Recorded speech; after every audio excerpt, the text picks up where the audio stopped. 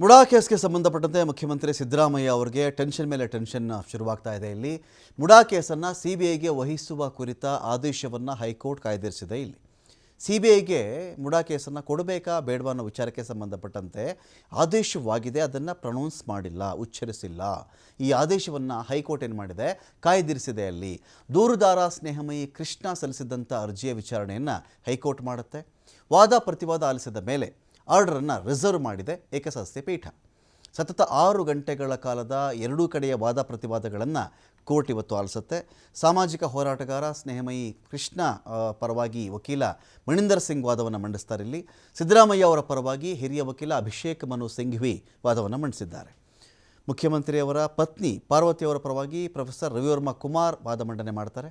ಭೂಮಾಲೀಕ ದೇವರಾಜ್ ಪರವಾಗಿ ದುಷ್ಯಂತ್ ದವೆ, ಸರ್ಕಾರದ ಪರವಾಗಿ ಕಪಿಲ್ ಸಿಬಲ್ ಇಲ್ಲಿ ವಾದ ಮಂಡಿಸಿದ್ದಾರೆ. ಎಲ್ಲ ವಾದಗಳನ್ನು ಕೂಡ ಕೂಲಂಕಷವಾಗಿ ಚರ್ಚೆ ಮಾಡುತ್ತೆ ನ್ಯಾಯಾಲಯ ಇವತ್ತು.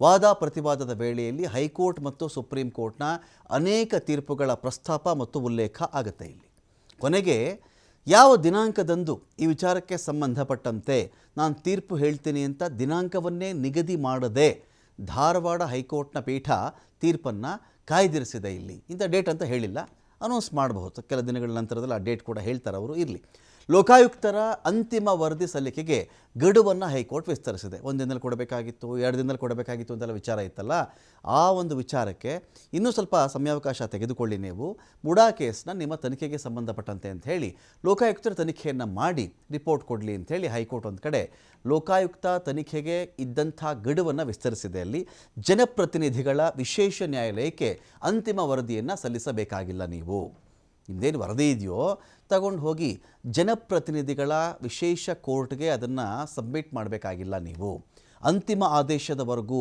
ವರದಿ ಸಲ್ಲಿಸುವಂತಿಲ್ಲ ಅಂತ ಸೂಚನೆ ಕೂಡ ಹೋಗಿದೆ. ಆದೇಶ ಪ್ರಕಟಿಸುವವರೆಗೂ ಕೂಡ ಕಾಲಾವಕಾಶ ವಿಸ್ತರಣೆಯನ್ನು ನ್ಯಾಯಮೂರ್ತಿ ನಾಗಪ್ರಸನ್ನ ಅವರಿದ್ದಂತಹ ಪೀಠ ಮಾಡಿದೆ. ಇಲ್ಲಿ ಹೈಕೋರ್ಟ್ ಅಂತಿಮ ಆದೇಶ ಏನು ಬರಬಹುದು ಅಂತ ಹೇಳಿ ಮುಖ್ಯಮಂತ್ರಿಗಳಿಗೆ ಢವಢವ ಇದೆ.